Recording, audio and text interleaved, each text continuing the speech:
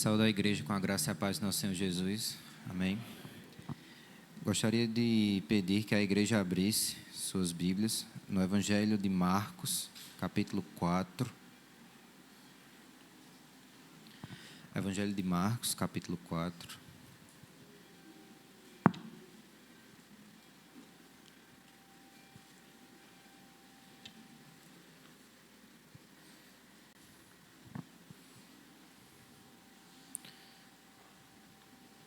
A partir do verso 35, diz assim. Evangelho de Marcos, capítulo 4, a partir do verso 35. Naquele dia, sendo já tarde, Jesus disse aos discípulos: Vamos passar para a outra margem. E eles, despedindo a multidão, o levaram assim como estava, no barco, e outros barcos o seguiam. Ora, levantou-se grande temporal de vento, e as ondas se arremessavam contra o barco, de modo que o mesmo já estava se enchendo de água.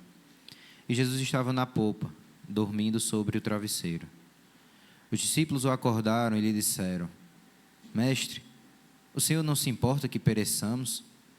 E ele, despertando, repreendeu o vento e disse ao mar: Acalme-se, fique quieto. O vento se aquietou e tudo ficou bem calmo. Então Jesus lhes perguntou: Por que vocês são tão medrosos? Como é que ainda não têm fé? E eles, possuídos de grande temor, diziam uns aos outros: Quem é este que até o vento e o mar lhe obedecem? Amém. Senhor, nós te agradecemos, Senhor, pela tua palavra. Te agradecemos, Senhor, e te louvamos, ó Deus, porque temos, Senhor, plena liberdade, Senhor, de abrir a tua palavra, Senhor, que tu deixou, Senhor, para nós, como revelação, Senhor, de ti e da tua vontade para nossas vidas. Pai, perdão, Senhor, por tantas as vezes, Senhor, em que nós a desprezamos, ó Deus. Mas te pedimos, ó Deus, que o Senhor tenha misericórdia, Senhor, e derrame da sua graça sobre nós essa noite. Que o Senhor, ó Deus, use a tua palavra, Senhor, para falar aos nossos corações, para falar, Senhor, a forma, Senhor, como te agradar, como viver para a tua glória, Senhor. Que a tua palavra, Senhor, venha a iluminar, Senhor, a mente e o coração, Senhor, de cada um, Senhor, aqui presente. E que, em nome de Jesus Cristo, Senhor, venhamos a confiar, Senhor, e a depositar, Senhor, a nossa fé em ti. Em nome de Jesus. Amém. A fé, ela é essencial para a vida cristã. Eu acredito que todos já devem ter escutado isso. Primeiramente, nós precisamos de fé para sermos salvos, porque, como já sabemos, recentemente o pastor Hamilton pregou sobre isso, nós somos justificados diante de Deus pela fé, independentemente das obras da lei. Nós precisamos de fé também para sermos ouvidos por Deus, para que as nossas orações, o nosso clamor seja escutado, seja ouvido por Deus. E isso acontece porque, para ser ouvido por Deus, uma pessoa precisa estar unido a Cristo. E sem fé não é possível estar em Cristo, como Paulo ensina em Romanos capítulo 5. Nós precisamos também de fé para receber graça do alto. E isto não apenas no momento da nossa conversão, mas também durante toda a nossa vida cristã.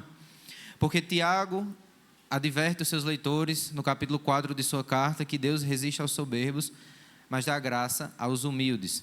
E essa humildade, essa sujeição diante de Deus, ela só acontece na vida daqueles que têm fé. A perseverança no caminho da salvação também precisa de fé.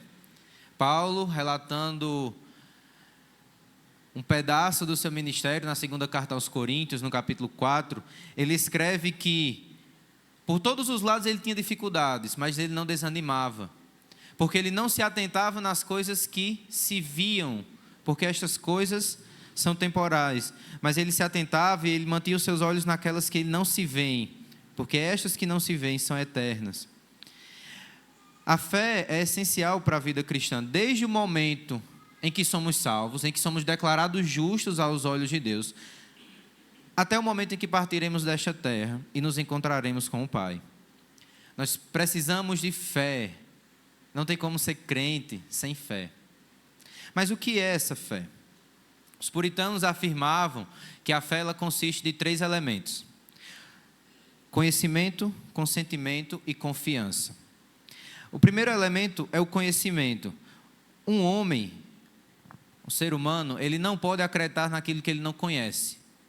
Então, para ter fé, é necessário ter conhecimento. Não posso acreditar em algo que eu desconheço. É necessário, portanto, para que uma pessoa tenha fé em Deus, que ela conheça algo acerca de Deus. Que ela conheça, e para que esse conhecimento chegue até essa pessoa, é necessário a palavra, é necessário que ela escute a pregação da palavra, a pregação do Evangelho. E, já entrando um pouco no nosso contexto, nós percebemos que os homens que acompanhavam Jesus nesse barco, eles tinham esse conhecimento. Se os irmãos prestarem atenção no verso 11 do capítulo 4, Jesus, após contar a parábola do semeador para os discípulos, ele fala o seguinte, verso 11 do capítulo 4: a vocês é dado conhecer o mistério do reino de Deus, mas aos de fora tudo se ensina por meio de parábolas.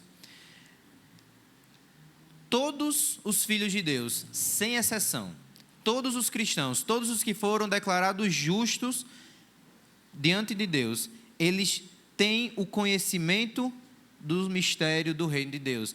A eles é dado conhecer esse mistério. Esse mistério que, como Paulo escreve na carta aos Colossenses, esteve oculto dos séculos e das gerações, foi dado a conhecer agora aos filhos de Deus. Então, esse conhecer é necessário para ter fé. É o primeiro elemento da fé. Não tem fé sem ter conhecimento. Mas fé não é só conhecimento. Fé também precisa, segundo aqueles 3 elementos, de consentimento. Isto é, a fé,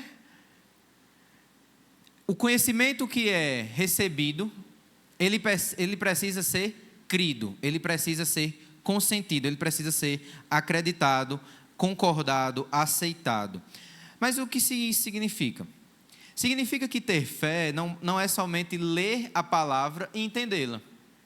Não é somente conhecer, por exemplo, as línguas originais nas quais a Bíblia foi escrita e saber fazer a interpretação de um texto bíblico.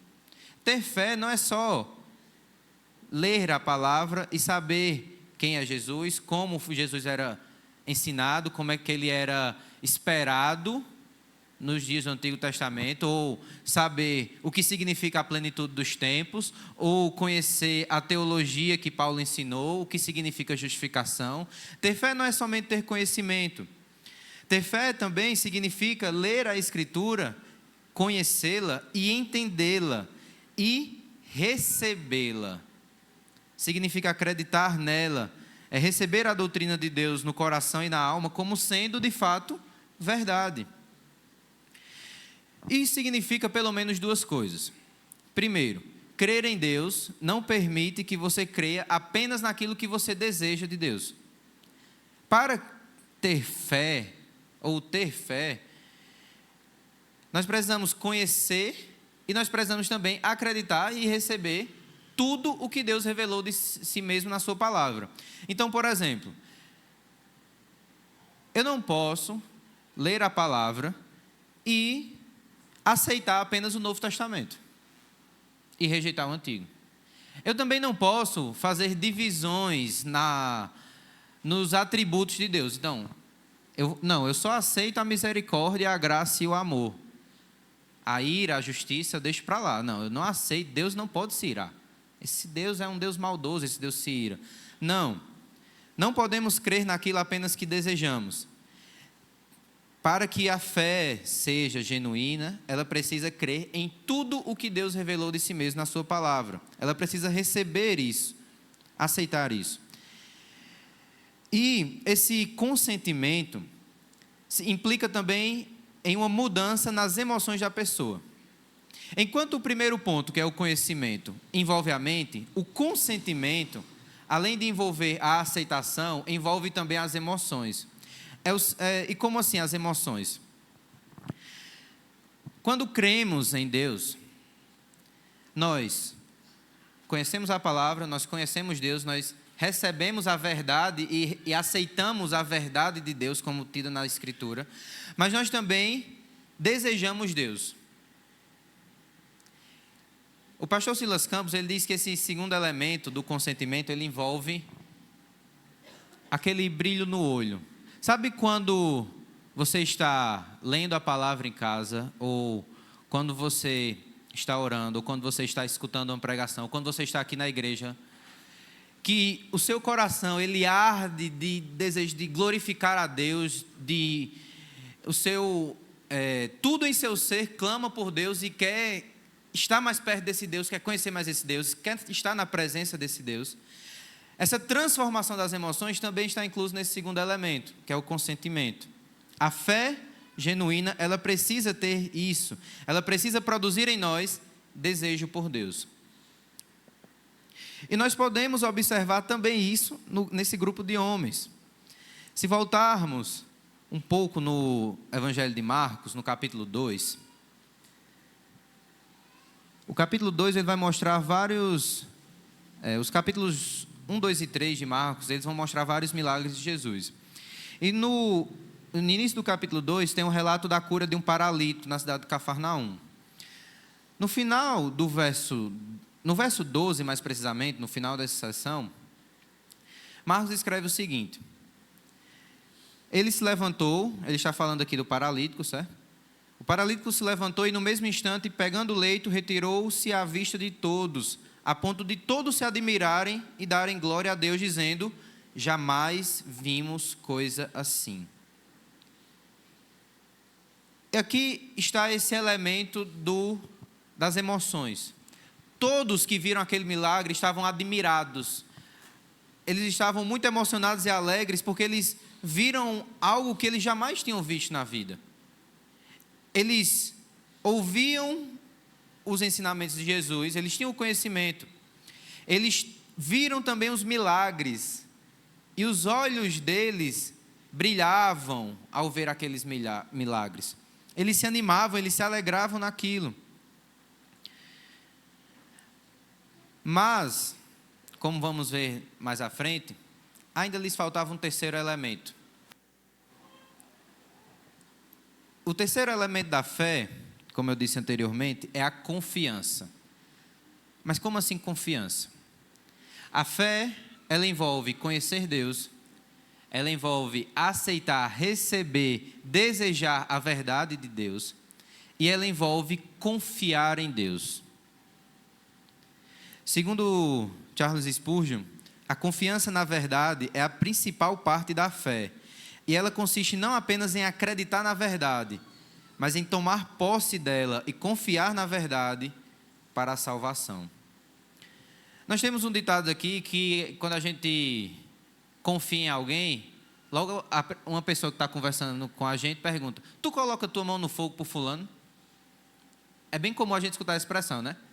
Aí, se a pessoa confia, assim, confia inteiramente naquela pessoa, a pessoa diz o quê? Eu coloco. Por aquela pessoa ali, eu coloco minha mão no fogo. Isso mostra o quê? Confiança, né? E a confiança produzida pela fé, ela tem a ver com isso. Ela tem a ver com colocar, depositar, não apenas a sua mão, mas como o pastor esteve pregando domingo passado aqui, todo o seu corpo, se necessário for, ao fogo por causa de Cristo. Significa depositar toda a sua vida, é penhorar a sua vida em função disso, em função de Deus, em função do reino de Deus. Isso é o terceiro elemento da fé, é essa confiança. A fé precisa incluir, precisa gerar também essa confiança em nós. E esse é o ponto central que eu gostaria então de tratar com os irmãos hoje à noite. É sobre a confiança que provém da fé. Porque nós vamos ver que este grupo que conhecia e que consentia, que conhecia e acreditava, que conhecia e desejava, eles ainda não confiavam. E nós, como cristãos, precisamos confiar em Deus. Nós precisamos, como nós dizemos aqui, colocar o corpo todo no fogo, se necessário for, por Deus, sabendo que Ele não mente, sabendo que o conhecimento que temos dEle e que a verdade que recebemos dEle, de fato, pode ser crida, pode ser recebida e pode ser vivida. Então, agora nós vamos voltar para o nosso texto que nós lemos no início. Marcos capítulo 4, verso 35. No verso 35, nós lemos que, sendo já tarde, naquele dia, Jesus disse aos seus discípulos, vamos passar para outra margem. E aqui nós entendemos que o percurso ali de Jesus e dos discípulos, ele já está no final do dia, e quando voltamos no capítulo 4 de Marcos, nós percebemos que Jesus tinha passado o dia inteiro ensinando uma grande multidão às margens do Mar da Galileia. E ele falou para aquela multidão sobre a parábola do semeador, nos versos 1 a 9 do capítulo 4. Depois disso, o grupo mais próximo, que nesse momento aqui não incluía apenas os discípulos, eram os 12, mais uma determinada quantidade de pessoas, pede explicações a Jesus sobre aquela parábola, e Jesus então explica o que significava a parábola do semeador, nos versos 13 a 20. Depois disso, ele fala também mais algumas parábolas. Ele fala sobre a questão da luz, da lamparina ser colocada em um lugar alto para iluminar a todos, nos versos 21 a 23. Ele fala também sobre a parábola da semente, nos versos 26 e 29, a do grão de mostarda, no verso 30 e 32, e no verso 33 e 34, Marcos escreve sobre a questão de por que Jesus usava parábolas, certo? Então, depois de tudo isso, depois de um longo dia de ensino, Jesus então chama os discípulos a ir até a outra margem do Mar da Galileia. E aí, ele diz para os discípulos, vamos passar para outra margem. E aí os discípulos despedem a multidão e levam ele assim como ele estava no barco. Porque, de acordo com o versículo 1 do capítulo 4, a multidão que estava ali aos pés de Jesus para aprender dele era tão grande que não tinha como ele ficar na terra. Então ele sobe num barco para que a multidão escutasse ele melhor. E aí daquele barco mesmo ele chama os discípulos despedem a multidão e eles seguem para atravessar o Mar da Galileia. E a gente observa então que naquela noite, durante o percurso, durante o processo, uma grande tempestade de vento incide sobre o Mar da Galileia, como está relatado nos versos 36 e 37. E essa tempestade de vento ali no Mar da Galileia, a gente pode dizer que ela é um pouco comum. Por quê? A região ali onde fica o Mar da Galileia, ela fica como se fosse nos vales, certo? Então tem montanha de um lado, montanha do outro, e no meio ali tem uns vales de montanhas, e o Mar da Galileia está num desses vales, ele fica inclusive abaixo do nível do mar. E aí, essa questão da localização geográfica, de estar entre um vale entre montanhas, faz com que aquela região, o Mar da Galileia, que na verdade é um lago, ele seja muito suscetível a essas tempestades de vento durante a noite, que são inesperadas. Então, provavelmente, os comentaristas dizem que pode ter acontecido que uma frente fria, que vem do lado leste de Israel, do Mar Mediterrâneo, ele incidiu ali, e como podia ter sido um dia quente, o vento frio ele desce, bate nas águas e forma essa tempestade de vento e as ondas e as altas ondas que incidiam sobre o barco. E é nesse momento, então, no meio dessa tempestade, no meio da noite ali, que os discípulos, então, correm para Jesus. E eles perguntam, verso 38, Mestre, o Senhor não se importa que pereçamos? A pergunta dos discípulos foi uma pergunta carregada de medo. De fato, o desespero deles era real, certo? Eles estavam a ponto de naufragar ali, e eles estavam com muito medo, e eles estavam desesperados. E no meio do desespero, eles olham e veem Jesus lá no barco, dormindo. O sono de Jesus devia ser muito pesado para dormir no meio dessa tempestade de vento. Mas nós conhecemos, com certeza, pessoas que têm um sono muito pesado, né? Que pode acontecer tudo que a pessoa não se acorda. E pelo fato de Jesus ter passado o dia ensinando, e aqueles que são professores, ou dão aula, ou ensinam, sabem que ensinar é algo muito cansativo, né? Você tem que ficar ali falando. E imagine aí você não ensinar apenas 2 horas, você ensinar de cedo da manhã até o final da tarde, direto. Jesus provavelmente estava de fato exausto. Ele era homem. Ele era 100% homem. Assim como nós nos cansamos, ele também se cansava. E ele estava ali dormindo, no meio daquela tempestade. Só que, embora o seu sono fosse o sono de um homem natural, como um de nós, esse sono, esse descanso aqui, serviu de um propósito adicional, para fazer com que os discípulos se familiarizassem com a própria fragilidade da fé deles. Cristo não estava dormindo de propósito, certo, gente? Nós não podemos interpretar assim. Não é como se ele tivesse ali, de propósito, dormindo, e os discípulos chamando ele fingindo. Não era isso que estava acontecendo, certo? Ele de fato estava cansado, ele de fato estava dormindo ali no barco. Só que, nessa situação, isso mostrou uma fragilidade na fé dos discípulos. Isso mostrou que os discípulos, embora tenham conhecimento, como nós já vimos, embora tenham consentimento, eles ainda não tinham confiança. Eles viram aquela situação desesperada, olharam para o lado, Jesus estava dormindo. Eles ficaram desesperados. Eles disseram: gente, como assim? O mestre não vai acordar não para salvar a gente? E muitas vezes, isso acontece conosco, certo? Muitas vezes, nós pensamos que o Senhor está dormindo. Muitas vezes nós pensamos, como esses discípulos pensaram, e olhamos para o alto e perguntamos a Deus: o Senhor não se importa que a gente venha morrer? O Senhor não se importa? Que parece que tem momentos que a gente ora e a coisa não acontece. E a gente ora 1 dia, 2, 3, 4, 5, 6, 7, 1 semana, 2, 3, 4, 1 mês, 2 meses, anos. E a coisa parece que não acontece. Parece que Ele não escuta o clamor da gente.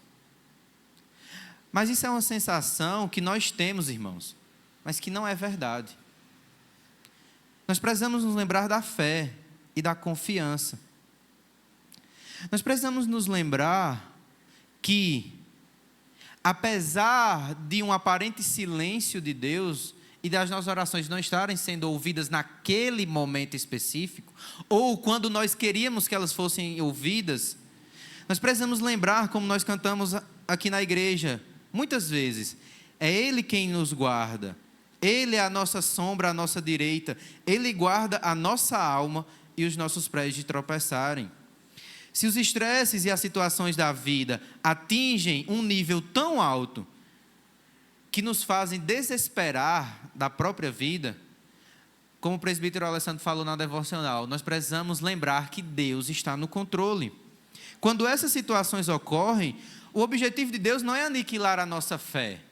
O objetivo de Deus não é que a gente venha morrer. Ou o objetivo de Deus não é simplesmente fazer pirraça.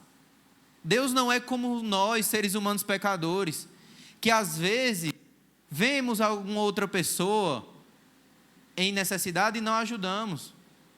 Deus sabe, Deus conhece. Mas Ele sabe também e Ele conhece o momento exato de agir. E Ele sabe e conhece exatamente se aquilo que estamos pedindo está de acordo com a sua vontade ou não. O sono de Cristo aqui no barco era genuíno, mas também serviu para mostrar, para expor a fragilidade da fé dos discípulos. E possa ser que Deus esteja fazendo isso com alguém também, aqui. Pode ser que você esteja orando há um dia e já queria que Deus respondesse. Mas Deus está em silêncio ainda. E pode ser que Ele esteja tão simplesmente querendo mostrar para você a fragilidade da sua confiança. Algo tão pequeno aconteceu e desesperei. Perdi a confiança em Deus. E agora? Coloquei a mão na cabeça. E aí, pode ser que Deus esteja querendo mostrar. Você precisa amadurecer na fé. Você precisa confiar mais. O objetivo de Deus não é aniquilar a nossa fé, mas é fomentar em nós um zelo e aumentar a nossa confiança nele.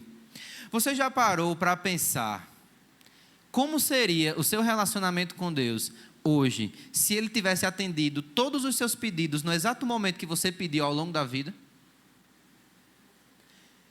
Imagine aí, se cada pedido que você fez o pedido hoje à noite, amanhã pela manhã Deus já respondeu. Imagine se tivesse sido assim toda a sua vida. Como teria sido o seu relacionamento com Deus?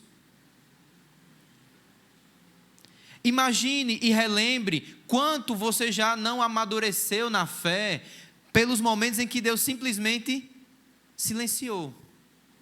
O quanto você passou a buscá-lo, o quanto você passou a conhecer mais Ele. Como Jó fala que depois de tão grande sofrimento, ele olhou para trás e viu, ele só conhecia Deus de ouvir falar, mas agora os olhos dele contemplavam o Senhor.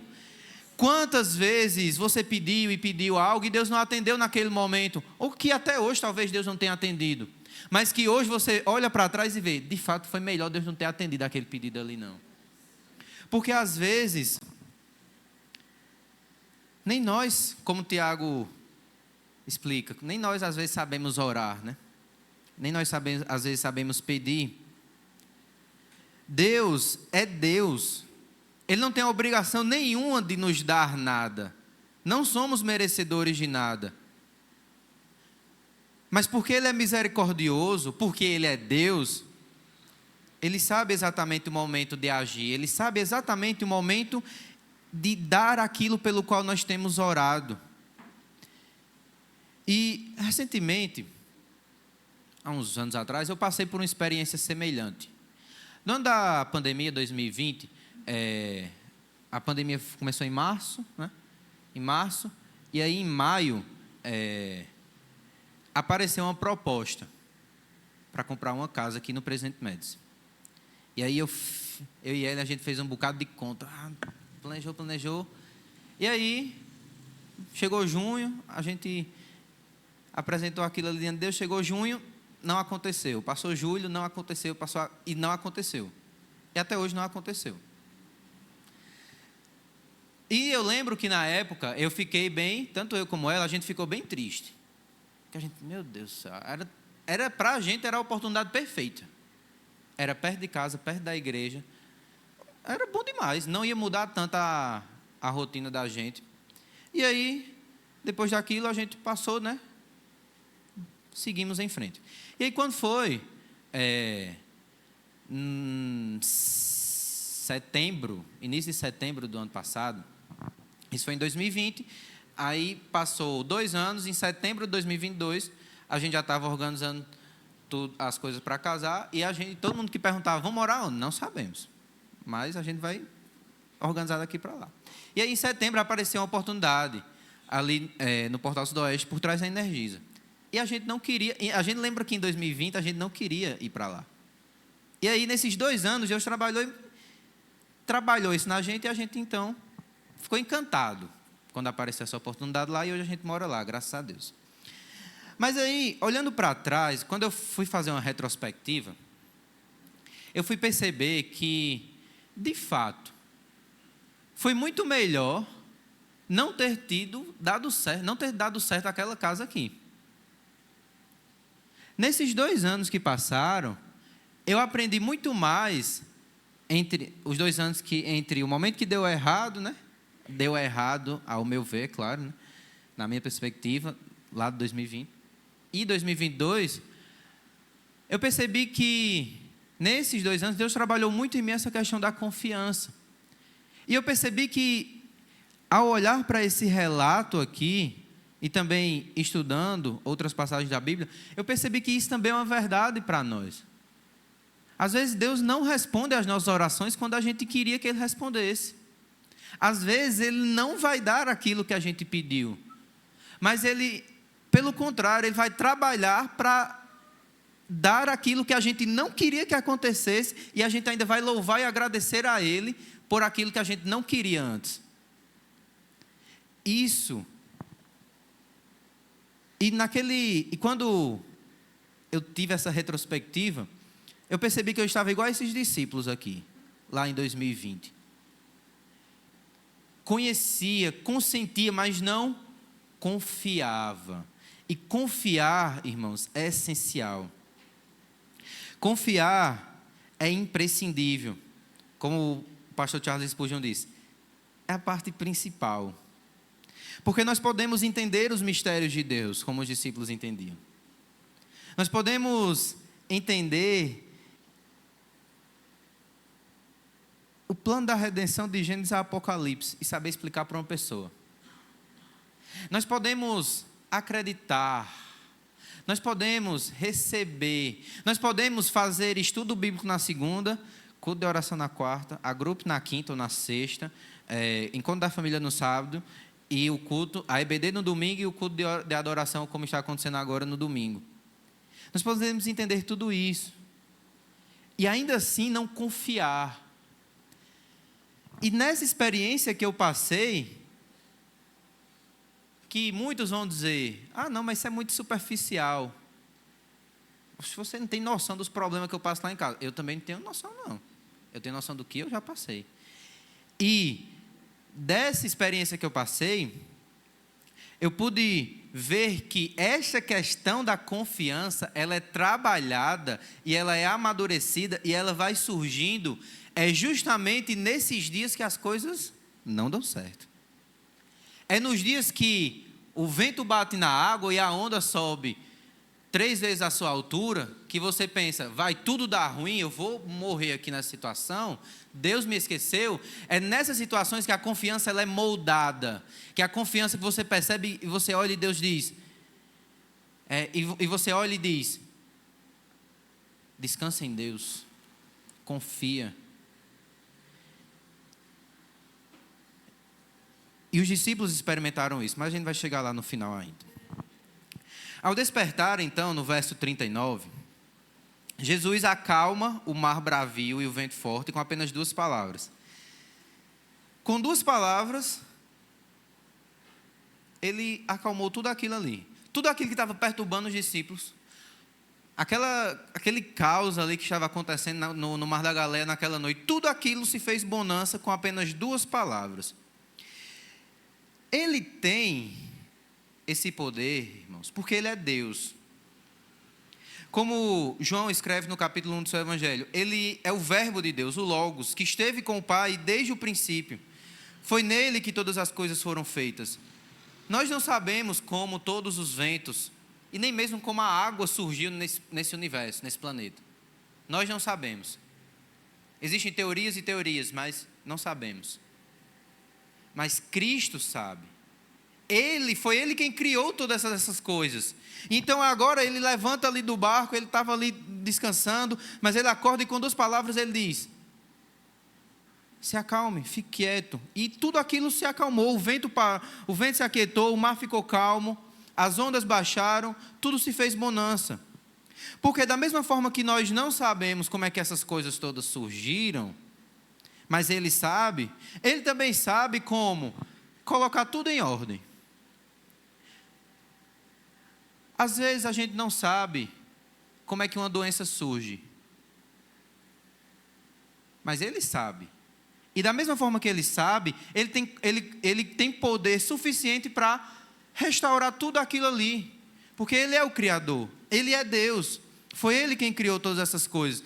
Não existe nada nesse universo que Ele desconheça, nada, nem mesmo, por exemplo, quem aqui está estudando, está na escola, está na universidade, e está vendo aquela questão complicada de matemática, ou de biologia, ou de história, de qualquer outra coisa, ore a Deus também pedindo para Deus iluminar a mente. Porque Ele sabe muito mais do que o autor do livro que você está estudando ali, Ele sabe. Foi Ele quem criou todas estas coisas. Nada é desconhecido dEle. Mas aí, depois de fazer esse milagre, Jesus se volta para os discípulos. Ele se volta para os discípulos e pergunta: por que vocês são tão medrosos? Como é que ainda não têm fé? Jesus faz duas perguntas. A primeira é sobre o medo. Ele pergunta: por que vocês são tão medrosos? Em algumas traduções diz covardes. E nesse momento nós poderíamos nos perguntar, ou poderíamos dizer: não, Jesus, calma aí. Como não ter medo?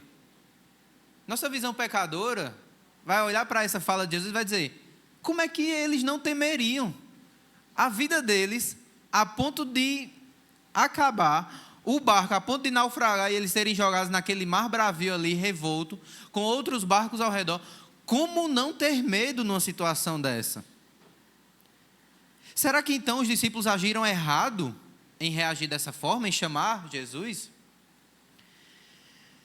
Primeiramente, para entendermos essa questão, nós precisamos observar que a forma como os discípulos chamaram Jesus, eles estavam desesperados. E eles não chamaram Jesus educadamente. Eles não disseram: Jesus, por favor, Jesus, salva a gente aí, a gente está morrendo, Jesus. Tem misericórdia da gente.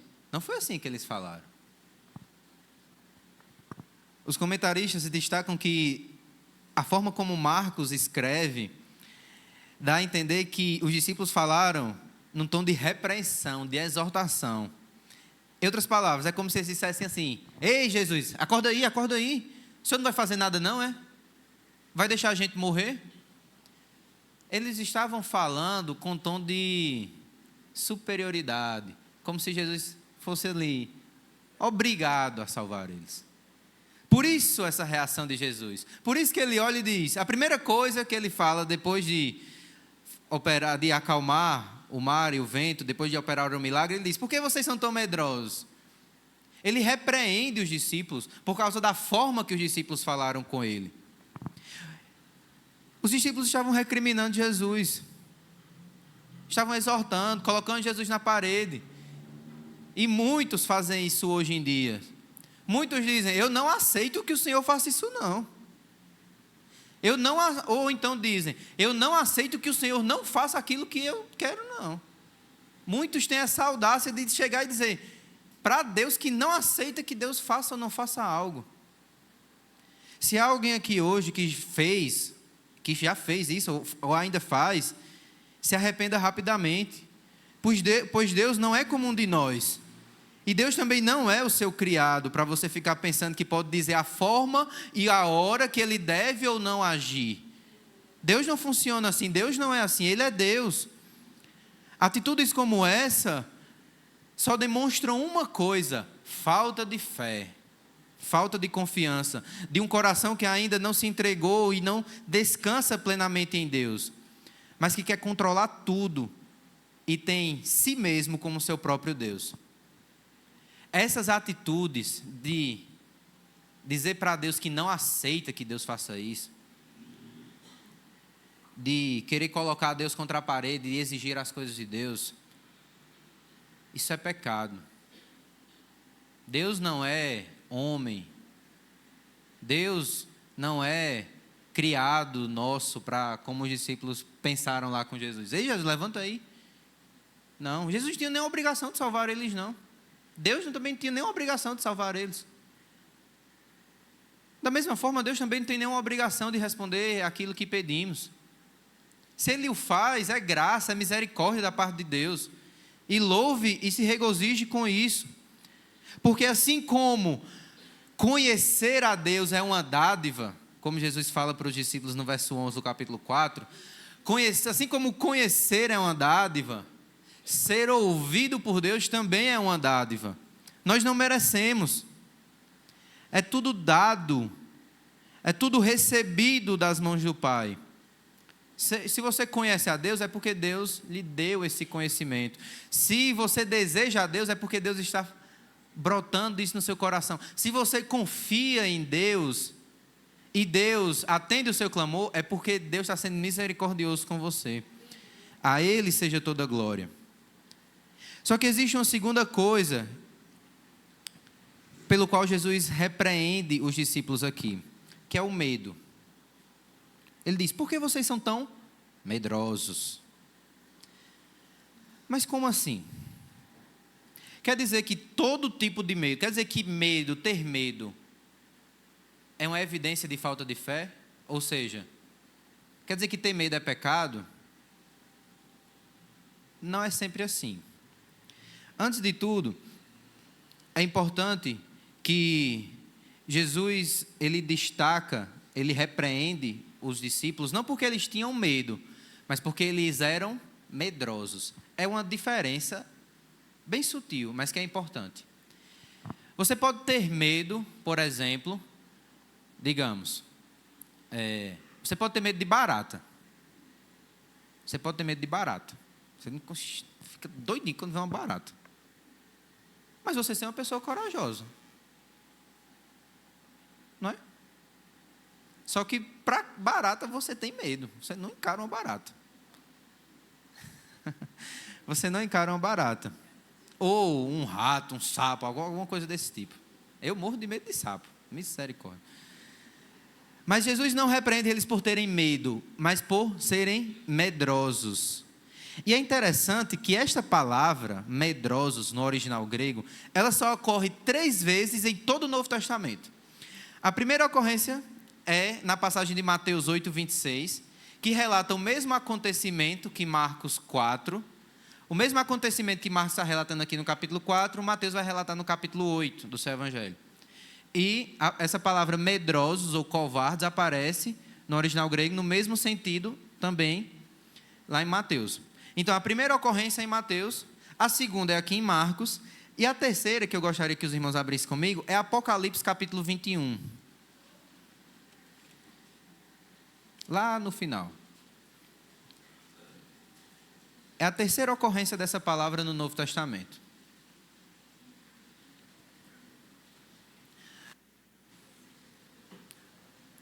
No verso 7, diz assim: o vencedor herdará estas coisas, e eu serei o Deus dele, e ele será o meu filho.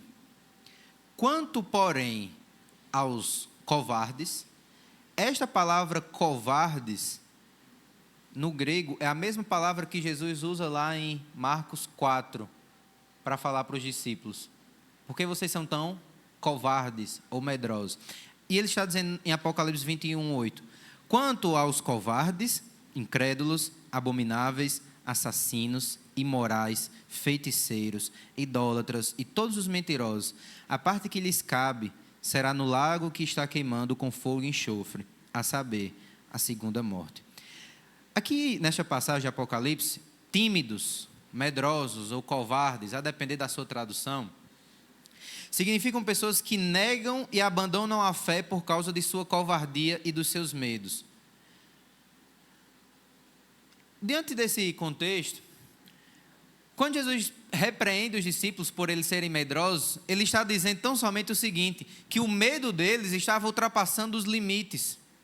Era um medo imoderado, cuja tendência não é exercer fé, não é exercer confiança em Deus, mas sim bani-la da mente da pessoa. Ou seja, respondendo à pergunta do início, não é todo e qualquer tipo de medo e de temor que se opõe à fé e, portanto, é pecado. Não é todo tipo de medo que é pecado, mas existem certos tipos de medo que sim, são pecados. E como saber isso? Quando o medo, ele ultrapassa os limites normais e ao invés de nos aproximar de Deus, buscando nele confiança e força para superar aquele medo e aquela dificuldade, quando o medo nos afasta da presença do Senhor, quando o medo, ele nos afasta da comunhão com os irmãos, quando o medo faz com que nós venhamos a nos isolar e nos esquecer da palavra e da oração, quando o medo nos enfraquece na nossa confiança em Deus, esse medo se tornou pecado. E nós precisamos entender isso. Todo e qualquer medo ou fobia que nos afasta da presença de Deus, que nos faz duvidar do cuidado de Deus, que nos faz afrontar Deus e bater de frente com Deus, que nos impede de estar em comunhão com Deus e com a igreja, que perturba e fragiliza a nossa fé, é pecado. Porque não tem a sua raiz na fragilidade humana, mas na incredulidade de um coração não regenerado. Eu gostaria de repetir apenas para não ser mal interpretado. Nem todo tipo de medo é pecado, mas existem certos tipos que são sim pecado. E como nós podemos ver isso? Nessa passagem de Marcos 4. O medo dos discípulos fez com que eles afrontassem Jesus, fez com que eles tratassem Jesus como um dos iguais dele. Eles rebaixassem Jesus.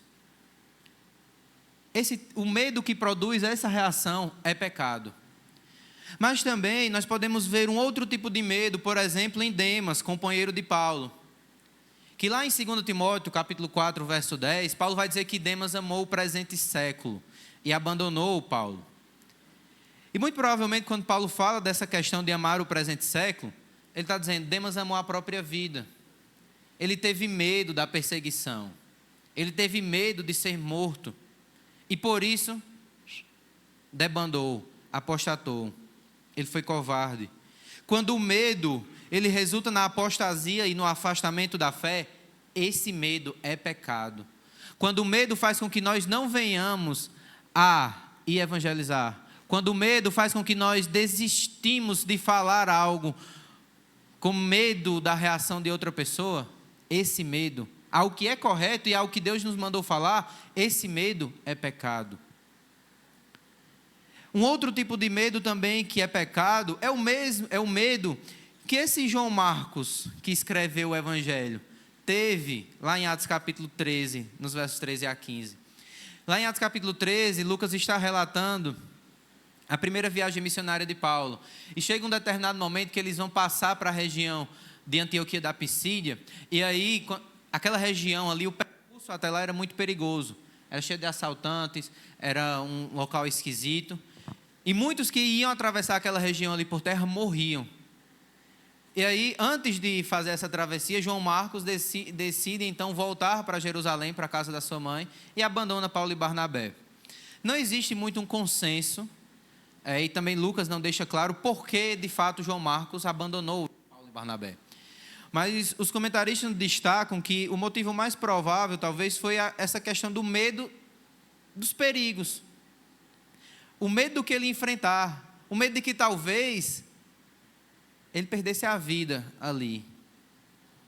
Quando o medo nos impede de exercer aquilo para o qual Deus tem nos chamado, esse medo é pecado.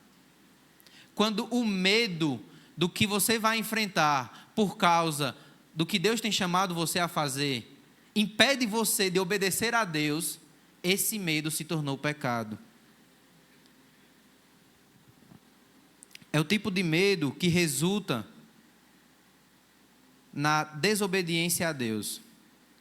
Esses medos que geram afronta a Deus, que geram apostasia, que geram afastamento da fé, que impedem você de servir ou de executar aquilo que Deus tem chamado você a fazer, que lhe afastam da presença de Deus, da comunhão com a igreja, da oração, da leitura da palavra. Esses medos são pecaminosos.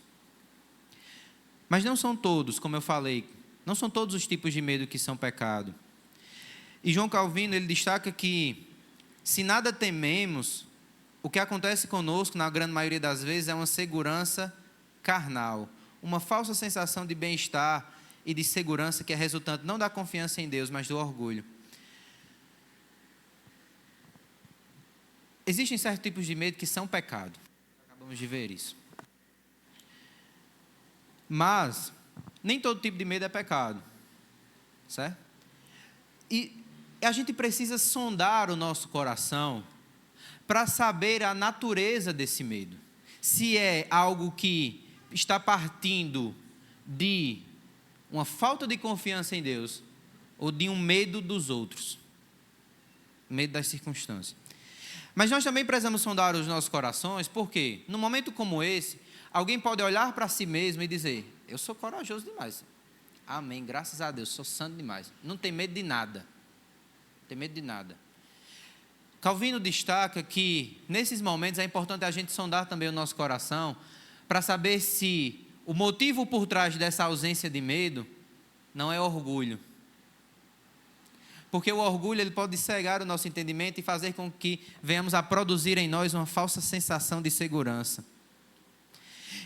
E quando isso acontece, o que vem em seguida não é o fortalecimento da fé, mas é o enfraquecimento dela.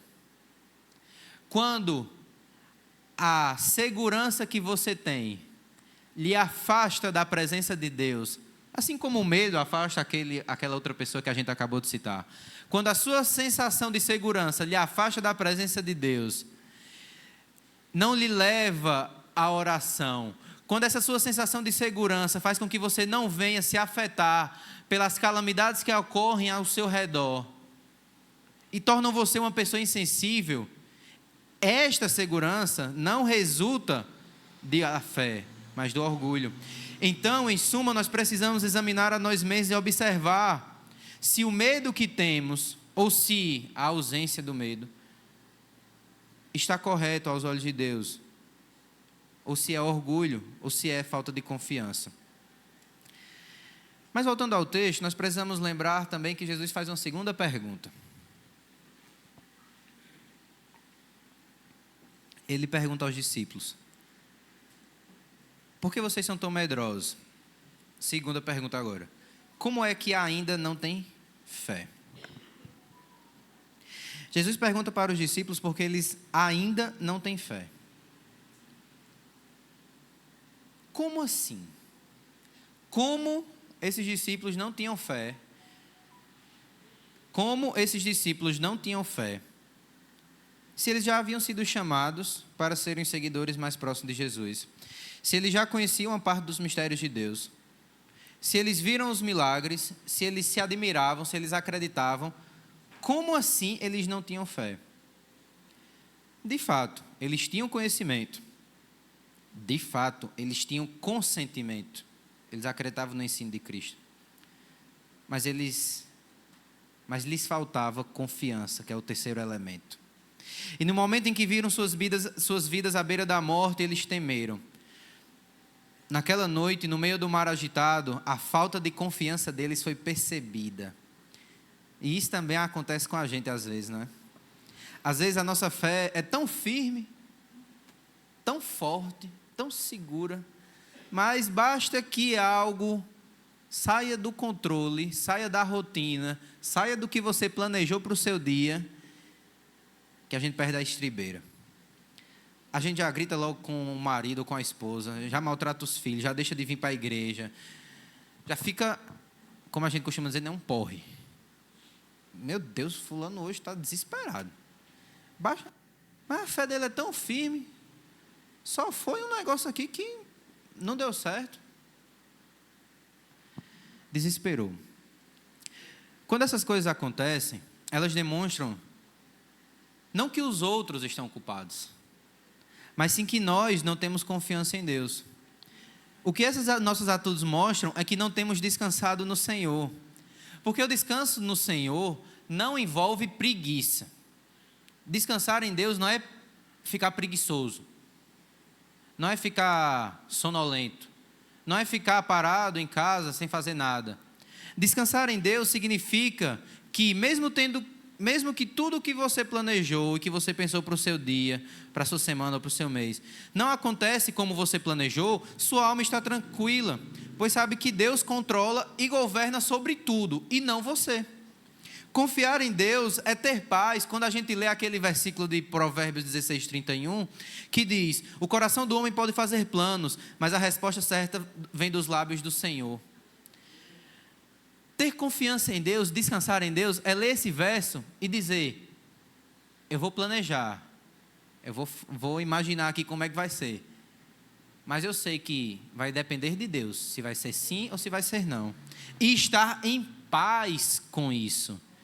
E ao contrário do que dizem nas redes sociais hoje, esse verso de Provérbios 16:31 não está dizendo que Deus vai abalizar e dizer amém, assim seja para tudo o que você faz. Porque muitos interpretam essa passagem de Provérbios erroneamente, como se dizendo assim: eita, eu vou fazer o plano, mas a resposta vai vir de Deus. Ou seja, Deus vai, eu estou fazendo o plano, e Deus vai dar o assinada lá.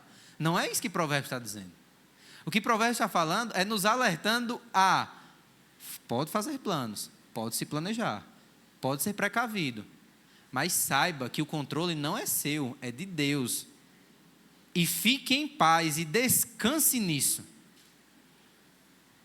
Mas uma outra coisa também que me chama a atenção na segunda pergunta de Jesus é o uso do termo ainda.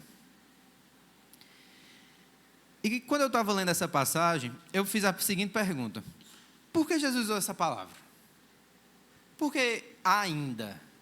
Como é que ele olha assim para os discípulos? Como é que vocês ainda não têm fé? É como se ele estivesse querendo dizer o seguinte: como é que mesmo depois de tudo o que eu fiz, vocês ainda não têm fé? E aí, a partir daí eu fui revisitar os primeiros capítulos de Marcos. No capítulo 1, nos versos 21 a 28, nós lemos que Jesus curou um endemoniado na cidade de Cafarnaum. Ele expulsa o espírito imundo daquele homem com uma frase, simplesmente com uma palavra. Em seguida, ele vai até a casa de Pedro e cura a sogra de Pedro, que estava com febre. Nos versos 32 a 34, Marcos relata que várias outras curas e libertações foram feitas na cidade de Cafarnaum, o que também acontece no capítulo 3. Certo? No capítulo 3, no caso, nos versos 7 a 12. Já no capítulo 2, ainda no capítulo 1, Jesus cura um leproso, entre os versos 40 e 45. No capítulo 2, Jesus retorna para Cafarnaum e ali ele prova ser poderoso não apenas para curar um paralítico, mas também para perdoar pecados, porque ele é o Redentor. Ele fala também que ele é o Senhor do sábado, e os seus milagres evidenciam que ele, de fato, é o Filho de Deus. Diante de tudo isso que os discípulos já tinham observado Jesus fazer, nós entendemos perfeitamente quando Jesus usa o termo ainda. É como se ele estivesse dizendo assim: eu curei paralítico, leprosos, pessoas com febre e malformação. Libertei do poder dos demônios. Resumindo, eu mostrei minha autoridade sobre tudo. Como é que mesmo vendo tudo isso, vocês ainda não creem? Como vocês não confiam em mim? Jesus perguntou isso para os discípulos. É isso que esse termo ainda está falando. Como é que depois de ver tudo isso, vocês ainda não creem? Percebe agora a incredulidade dos discípulos nessa situação? A falta de confiança? Mas e quanto a nós? Que milagres nós vimos e experimentamos do Senhor Jesus para que possamos alimentar a nossa confiança? Eu não sei quanto a vocês, mas, por exemplo, eu nunca vi com os meus próprios olhos um paralítico, ele ser curado, no nome de Jesus. Eu nunca vi também, como esses discípulos viram, uma pessoa leprosa ser curada. Uma pessoa com má formação ser restabelecida. Eu nunca vi um morto ressuscitar com os meus olhos. Quer dizer que por causa que eu não vi tudo isso, eu posso duvidar de Deus? Ou eu posso deixar de confiar nele por causa disso? Os discípulos viram e Jesus repreendeu porque mesmo vendo, eles ainda não creram, não confiavam. Nós não vimos, ou pelo menos eu não vi ainda. Quer dizer que nós temos liberdade para duvidar? Ou para tomar atitudes como essas dos discípulos aqui? Não. Não. Se você que está me ouvindo hoje é um cristão, é um filho de Deus, nasceu de novo, e você quer ver um milagre, basta você se olhar no espelho. Basta você olhar para a sua própria vida. Quantos aqui anteriormente não eram adúlteros? Quantos aqui anteriormente não eram mentirosos e enganadores? Quantos aqui não eram desobedientes aos pais? Quantos aqui não trapaceavam no trabalho para conseguir ganhar mais algum dinheiro? Quantos aqui não eram dependentes do álcool, bêbados? Quantos aqui não trocavam a família pelas festas do mundo? Quantos aqui não já foram viciados em pornografia? Quantos aqui não eram falsos crentes? Mas tudo isso está no passado. E eis que agora tudo se fez novo pelo poder de Cristo. Olha a transformação que Ele operou na sua própria vida. Olha a misericórdia dEle para com você e diga para a sua alma: que milagre você está esperando além do novo nascimento? Meus irmãos, o milagre da salvação que o Senhor operou em nossas vidas é muito maior do que qualquer cura, ressurreição e expulsão de demônios. Se Ele já operou o novo nascimento na sua vida e fez de você um filho dEle, se Ele já operou esse milagre na sua vida, tudo o resto que você pensa que precisa e que você precisa é secundário. Você já tem a salvação. Tudo o que você mais precisava, que era o perdão dos seus pecados, Ele já lhe deu. Como Ele fez na vida daquele paralítico de Cafarnaum no capítulo 2. Que ele olha para ele, o homem vai até ele pedindo cura da sua doença para que ele possa andar. Aí ele olha para o paralítico e diz: seus pecados estão perdoados. Aí os fariseus dizem: que autoridade ele tem para perdoar pecados? A autoridade de Deus, porque Ele é Deus. Ele é o próprio Deus entre nós. E Ele fez isso conosco. Possa ser que alguém aqui tenha vindo atrás dele para conseguir uma cura de uma doença. E aí Ele lhe deu o perdão dos pecados, que é melhor do que a cura da sua doença. Ele lhe deu algo que jamais você poderia conquistar. Confiem, não porque você vê e experimenta milagres, mas porque o nome de cada um de vocês está escrito nos céus. Mas não sou eu que estou dizendo isso. Essas palavras, elas não vêm de mim, elas vêm do próprio Deus. Quando Ele inspirou o apóstolo Paulo na carta aos Romanos, no capítulo 8, verso 32, quando ele diz, quando Paulo escreve: aquele que não poupou o seu próprio filho, mas por todos nós o entregou, será que não nos dará graciosamente com o filho todas as demais coisas? Se Deus nos amou a tal ponto de entregar seu filho por nós, o maior milagre e obra que Ele poderia fazer, será que Ele não nos dará junto com o filho tudo aquilo que nós precisamos? Confie. Isso me leva para outro ponto, para a cura da falta de confiança. Se ainda não confiamos, nós precisamos ser curados disso. E como nós passamos a alimentar essa confiança em Deus? Como nós vencemos o medo que resulta dessa falta de confiança? Por meio das promessas de Deus e no poder que Deus tem para cumpri-las. Por meio da fé. A falta de fé se resolve com a fé, com a palavra. O que estou dizendo é tão somente que a falta de fé, ela, assim como a fé, o conhecimento de Deus vem pelo ouvir e ouvir da palavra, a confiança, ela também vem pelo ouvir da palavra. Como é que a gente observa isso no dia a dia? Vamos a um exemplo. Digamos que alguém aqui está preocupado com algo. Está perturbado, tem algo que está tirando seu sono, a sua paz. Você está medroso, está ansioso, está com alguma coisa lhe incomodando. E você percebe, a partir de tudo que já foi dito, você percebe que de fato o problema é a falta de confiança em Deus. Que está gerando isso em você, esse medo, uma fobia, uma ansiedade na sua alma. O que você precisa fazer, então, diante desse contexto? Você precisa ir até a palavra. E perceba que, quando as situações difíceis acontecem, muitas vezes o primeiro e o principal dos erros que cometemos é nos afastar da palavra, é nos afastar da leitura. Mas nós não podemos fazer isso. Aí vamos dizer que você está aqui nessa situação hoje. E aí você vai para a palavra. E aí você abre, eu gostaria que os irmãos abrissem comigo também, no Salmo 46. Digamos, você está em casa e você está lendo a Bíblia.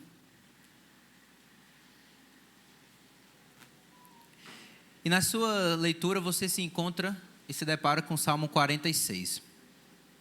E no Salmo 46 está escrito: Deus é o nosso refúgio e fortaleza, socorro bem presente nas tribulações. O salmista já começa assim. Já começa nos ensinando que Deus é poderoso para nos proteger e que Ele está pronto em todo momento para nos dar assistência. Verso 2: Portanto, diante desse fato, não temeremos, ainda que a terra se transtorne e os montes se abalem no seio dos mares, ainda que as águas tumultuem e espumejem, e na sua fúria os montes estremeçam. Conclusão de saber que Deus está pronto a nos ajudar, que Ele é poderoso, a ausência de medos, ainda que tudo fique confuso, que tudo lhe impeça de perseverar, que tudo diga que seja contrário, independentemente do que ocorra, jamais sucumbiremos diante do peso do medo. Mas, antes disso, reuniremos forças e coragem para vencer esse medo. Versículo 4: Há um rio cujas correntes alegram a cidade de Deus, o santuário das moradas do Altíssimo. Deus está no meio dela, jamais será abalada. Deus a ajudará desde o romper da manhã. Deus está no meio do seu povo, Deus está com o seu povo, e isso é suficiente para alegrar os filhos de Deus, mesmo que o mundo inteiro se transtorne, mesmo que você se encontre como os discípulos se encontravam ali na região do Mar da Galileia, com as ondas enormes ao redor deles, o vento batendo, como o salmista fala aqui, mesmo que as águas tumultuem e espumejem, você está tranquilo, você descansa em Deus, porque Deus está com você. O Altíssimo está com você desde o romper da manhã. Versículo 6: Bramam nações, reinos se abalam. Deus faz ouvir a sua voz e a terra se dissolve. Os homens se levantam, os inimigos gritam e surgem. Deus faz ouvir a sua voz, como Jesus fez ouvir a sua voz lá no Mar da Galileia. Aquieta-te, e a terra ela se dissolve. Ainda que o mundo inteiro se insurja contra nós, Deus se manifesta favorável ao seu povo. Versículo 7: O Senhor dos exércitos está conosco, o Deus de Jacó é o nosso refúgio. Venham contemplar as obras do Senhor, que tem feito desolações na terra. Ele faz cessar as guerras até os confins do mundo, quebra o arco e despedaça a lança, queima os carros no fogo. Aquietem-se e saibam que eu sou Deus. Sou exaltado entre as nações, sou exaltado na terra. O Senhor dos exércitos está conosco, o Deus de Jacó é o nosso refúgio. João Calvino, quando ele estava comentando esse salmo, ele escreveu: a força dos cristãos tem como seu único fundamento a certeza da proteção divina, de modo que aqueles que descansam em Deus e põem nele sua confiança, realmente podem gloriar-se, não somente que jamais desfalecerão, mas também que serão preservados em segurança e sem preocupação em meio às ruínas de um mundo em declínio. Aquietem-se, Deus está no controle. Venham contemplar as obras do Senhor. Contemple a obra do Senhor na sua vida e confie em Deus. Mas esse salmo não é o único texto, a Bíblia está repleta deles. No Salmo 23, nos versos 1 a 4, nós temos: o Senhor é o meu pastor, de nada terei falta. Em verdes pastagens me faz repousar e me conduz a águas tranquilas. Restaura-me o vigor. Guia-me nas veredas da justiça por amor do seu nome. Mesmo quando eu andar no vale da sombra da morte, não temerei mal algum, pois tu estás comigo. A tua vara e o teu cajado me protegem. O Salmo 55 diz: entregue suas preocupações ao Senhor e Ele o susterá, jamais permitirá que o justo venha a cair. O Salmo 56: confio em Deus, cuja palavra louvo, no Senhor, cuja palavra louvo.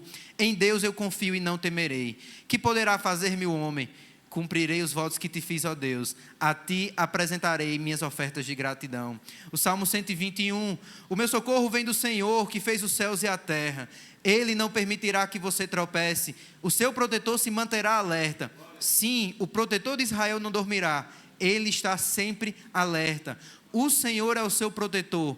Como sombra que o protege, Ele está à sua direita. Em 1 Coríntios capítulo 15, Paulo escreve: eis que que vou lhes revelar o mistério. Nem todos dormiremos, mas todos seremos transformados no momento, no abrir e fechar de olhos, ao ressoar da última trombeta. A trombeta soará, os mortos ressuscitarão incorruptíveis e nós seremos transformados. Porque é necessário que este corpo corruptível se revista da incorruptibilidade e que o corpo mortal se revista da imortalidade. E quando este corpo corruptível se revestir da incorruptibilidade e o que é mortal se revestir da imortalidade,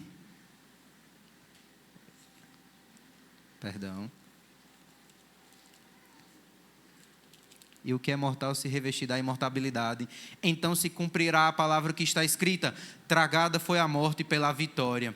Em Filipenses 3, Paulo escreve: a nossa pátria está nos céus, de onde também aguardamos o Salvador, o Senhor Jesus Cristo, o qual transformará o nosso corpo de humilhação, para ser igual ao corpo da sua glória, segundo a eficácia do poder que ele tem, de até subordinar a si todas as coisas.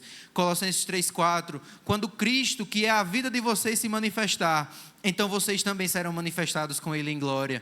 Hebreus capítulo 10 escreve: portanto, não percam a confiança de vocês, ela tem grande recompensa. Vocês precisam perseverar para que, havendo feito a vontade de Deus, alcancem a promessa. Porque ainda dentro de pouco tempo, aquele que vem virá e não tardará. Mas o justo viverá pela fé, e se retroceder, dele a minha alma não se agradará. Nós, porém, não somos dos que retrocedem para a perdição, mas somos da fé para a perseverança da alma, para a preservação da alma. Estes são alguns exemplos, irmãos, apenas alguns. Mas existem muitos e muitos outros tesouros e promessas na palavra. Então, em vez de ficar olhando vídeos de coach gospel nas redes sociais, que deturpam o contexto de passagens como essa e o significado delas para focar, como o presbítero Alessandro falou, no homem, dizendo que tudo é em torno de você. Não. Em vez de se alimentar dessas coisas, se alimente da palavra de Deus e edifique a sua fé e a sua confiança nela.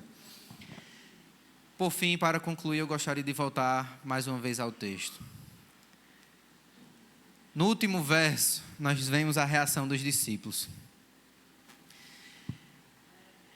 Eles, possuídos de grande temor, diziam uns aos outros: quem é este que até o vento e o mar lhe obedecem? O objetivo da situação difícil é produzir confiança. E o objetivo da confiança não é você ser reconhecido pelos outros. Não é para que os outros olhem para você e digam: fulano é forte mesmo, tá? Ali está um crente, nada abala ele. Não. O objetivo da confiança, o objetivo da fé, como foi falado no início, é a glória de Deus. Seguindo o exemplo que a gente já começou, você está lá abalado, está com medo, aí você vai para a palavra e você encontra essas promessas preciosas, aí você ora, pede para que Deus encha o seu coração e a sua mente destas coisas, e aí você se torna uma pessoa confiante, e aí você passa por aquele momento difícil. E aí, quando você vai falar para outras pessoas, você não vai dizer, tenho certeza, você não vai dizer: eu sou o cara, ou eu sou uma mulher muito piedosa. Não. Você vai dizer: Deus é muito misericordioso, Ele é grande, Ele é quem fala e a terra se dissolve, a glória é para Ele. E os discípulos experimentaram isso nesse momento. Eles estavam com medo da morte, mas agora eles estavam com medo, porque eles perceberam que eles são pecadores e ali diante deles estava o próprio Deus. Este medo do verso 41 é o mesmo medo que Isaías sentiu quando ele entrou na presença de Deus, lá no capítulo 6 do seu livro, que ele diz: ai de mim, porque sou pecador. É o mesmo medo que fez João cair de joelhos quando ele teve a visão do Cristo ressurreto, glorificado. Este medo, ele resulta na glória de Deus. E eles disseram: quem é este que até o vento e o mar lhe obedecem? E o cantor cristão Estênio Márcios, ele capturou muito bem esse momento e o transformou numa canção muito bonita. Ele escreveu: quem é o homem que tranquilo ressona e sonha em meio à tempestade? Quem é? Parece tão indiferente à violência das ondas que podem tragá-lo. Talvez não deva ser outro. Este homem no barco ao meu lado é Deus. Quem é o homem neste barco? Quem é? O mar e o vento lhe obedecem. Quem é? Depois que ele fala, é calmaria. Mas eu tremo, eu morro de medo. Porque não deve ser outro. Este homem no barco ao meu lado é Deus. De que me vale essa bonança do lado de fora dessa embarcação? Se ali na proa está alguém que sabe muito bem de todas as tormentas do meu coração, eu quero me lançar aos seus pés. Sua luz é tão intensa que eu temo morrer ali. Quem é? Quem é? É todo santidade. Quem é? Diante dele eu sou flagrado. Melhor que eu tivera naufragado para longe, bem longe, a não ser que perdoe, porque não pode ser outro. Esse homem no barco ao meu lado é Deus. Este é o seu Deus, o Deus que até o vento e o mar lhe obedecem. Conheça, consinta, acredite, deseje e confie em Deus. Amém? Vamos orar? Pai, nós te agradecemos, Senhor, e te louvamos pela tua palavra. A tua palavra, Senhor, que nos dá fé. A tua palavra, Senhor, que um dia, Senhor, foi pregada, Senhor, a nós e nos transformou. Nos libertou, Senhor, do império das trevas, Senhor. Nos libertou, Senhor, do domínio do pecado e nos deu vida. Ó, Senhor, que venhamos, ó Deus, a ter, Senhor, sempre isso em mente.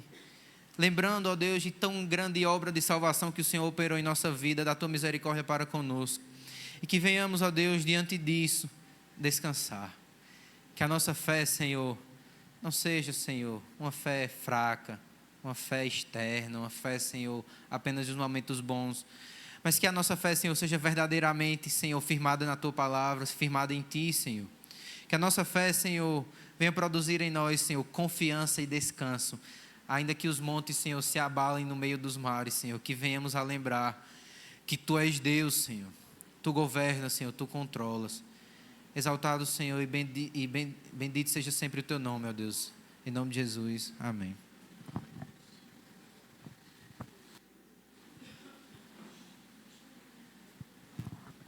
Louvado seja Deus. Como diz o salmista,